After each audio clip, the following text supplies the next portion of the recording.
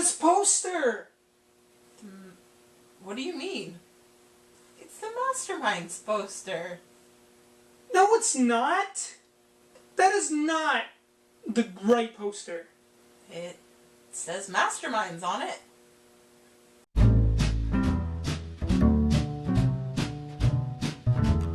That is so much better. You're right. Considering what most modern comedies have been, things like Deadpool and that one with Kevin Hart and the Hawaiian dude, intercourse, interface. What? Are you talking about Central Intelligence? Yes! Considering what most modern comedies have been, things like Central Intelligence and Deadpool, where it's rapping and gangs and cool and hip, or all of Will Ferrell's recent movies, this was fantastic. It's not what we do in the shadows, that's for sure, but it's funny and I enjoyed it. So this is like the fourth movie that I've actually wanted to see this year. And you've wanted to see it, and then you've wanted to see it, and then you've wanted to see it. Yes, this movie has been completed since 2014. It was supposed to come out in October of 2014, but then Relativity Media went bankrupt.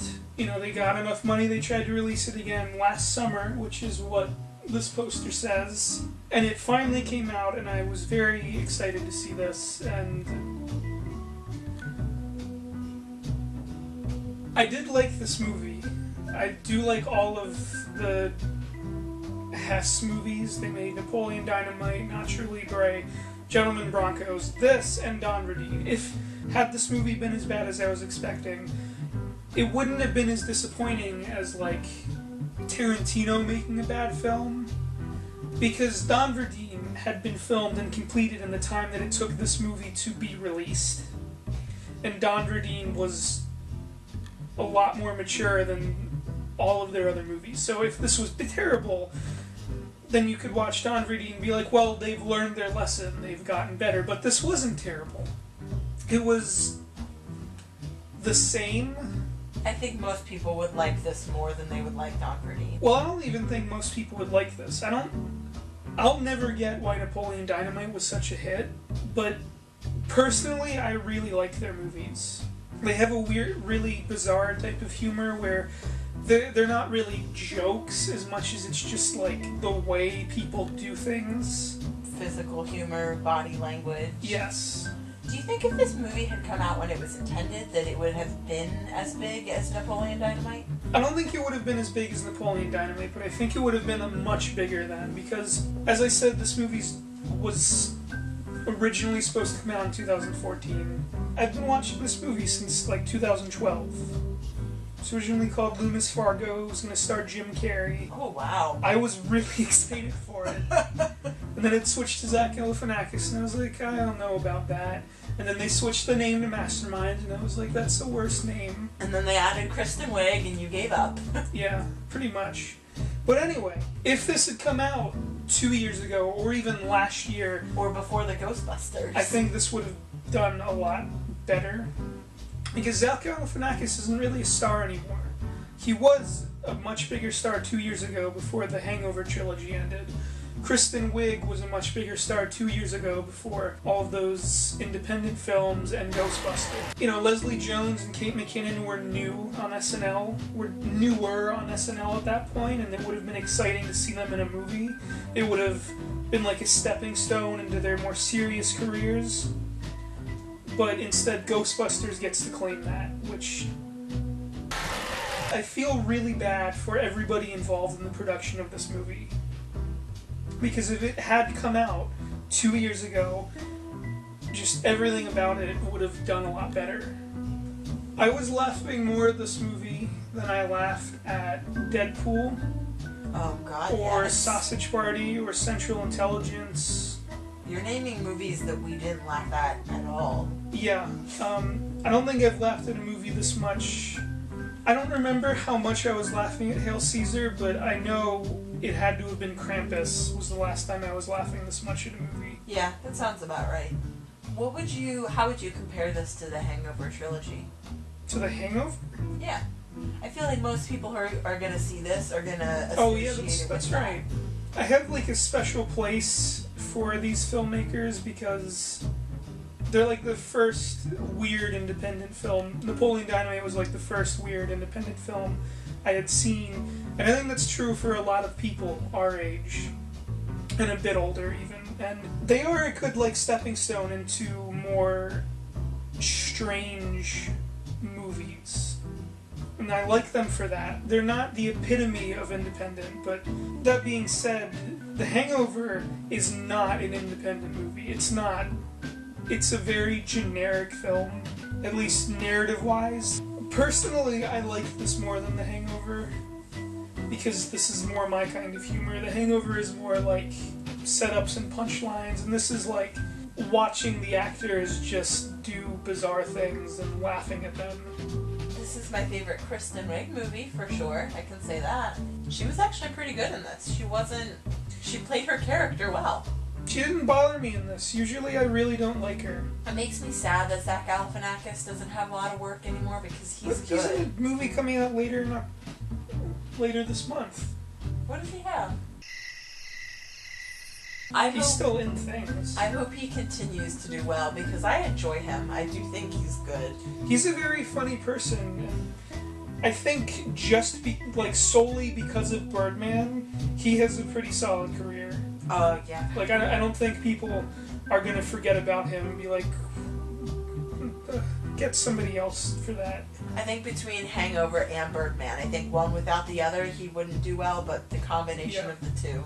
Because he is a really good actor. I've noticed that comedians tend to be extremely good at acting, and I think it has to do with because they have good control over their face, and they also have to be good at not laughing and repeating things. And backstage stories of Zach Galifianakis on Birdman is like everyone was keeping tallies of how many times an actor would mess up a line and they'd have to restart. And Zach Galifianakis messed up the least amount of times out of anyone else. That's awesome. And I think that's interesting.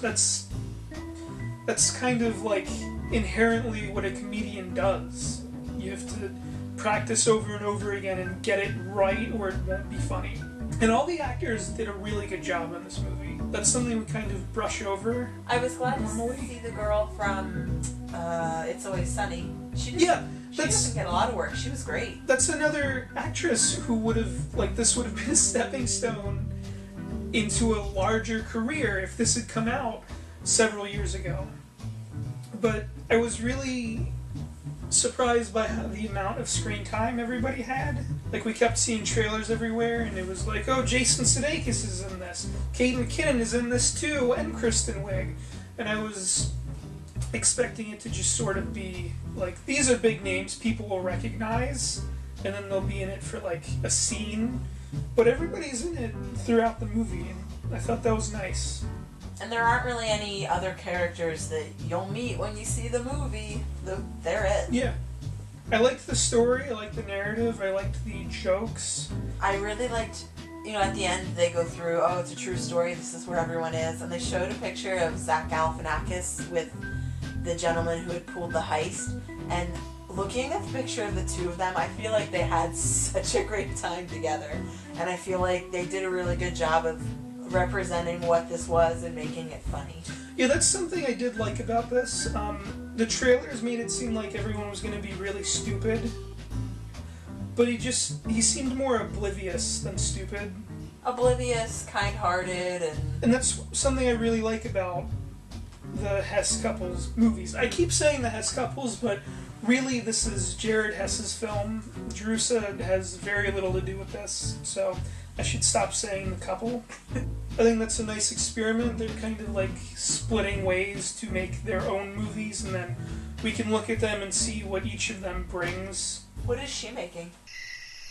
I'm not sure if it has a title yet. I know it's a movie about a teenage girl, which is not a subject that they have ever done, so I'm a little interested in that. I understand why you're booing, but imagine like Gentlemen Broncos, except the girl version of that. I hope you're right.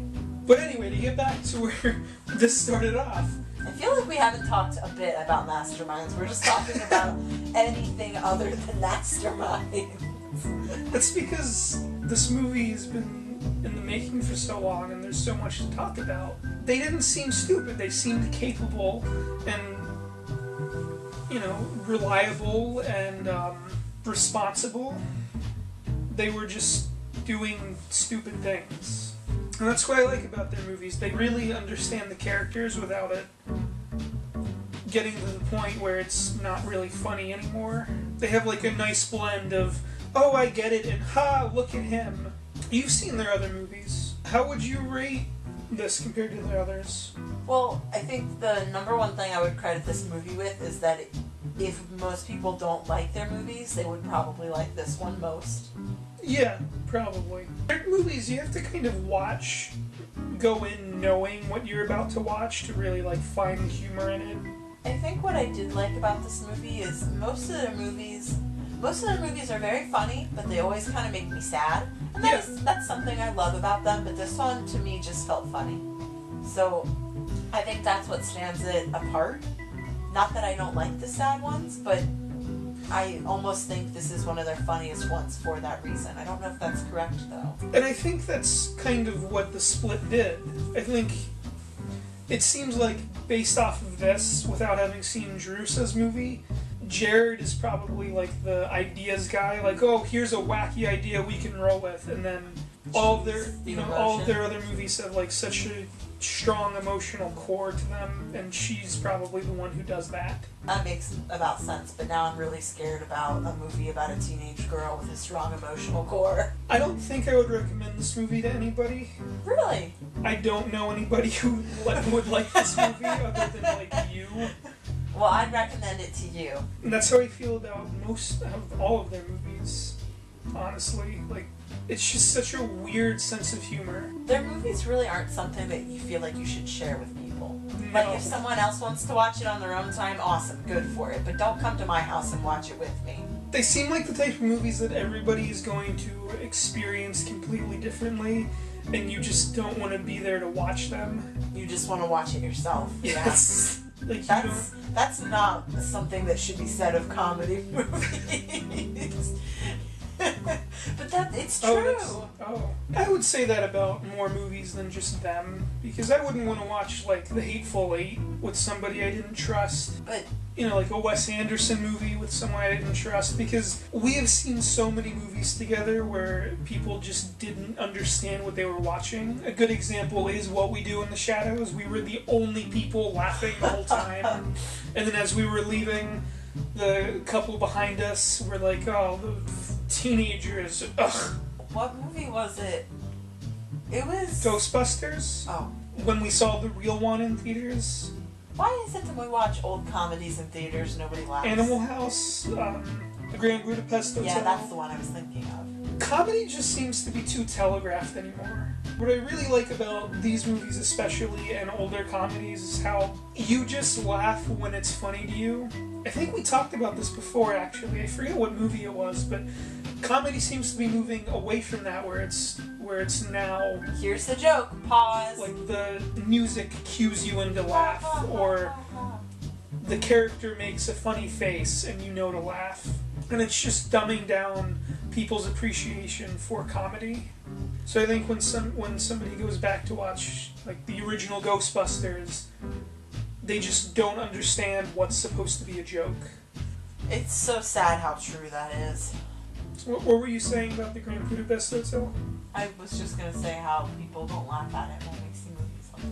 If you love movies like Mouse Hunt, you'll like this. If you still like Napoleon Dynamite, even though it's not cool anymore, you might like this. If you absolutely love Monty Python, you might like this. If you don't know what any of these movies are, then maybe give this a try, but you probably won't like it. I feel like we're not going to really find a great example. Yeah, I don't know how to sell this movie to the right audience, and that's their problem. They just like sell it to general audiences, and then people complain about how stupid it is. I wonder if there's people who have just seen who've gone and seen 3 of their movies, constantly being disappointed and not realizing the connection. Not realizing it's the same people. Yeah, like, gosh, I was told this was gonna be a fun movie. Jack Black playing a wrestler, that's gonna be hilarious. Oh man, that sucked. Wow, Zach Galifianakis playing an idiot, that's gonna be great. Wow, that sucked. Nacho Libre is amazing. Let's watch that right Now what? now. Nacho Libre and burgers.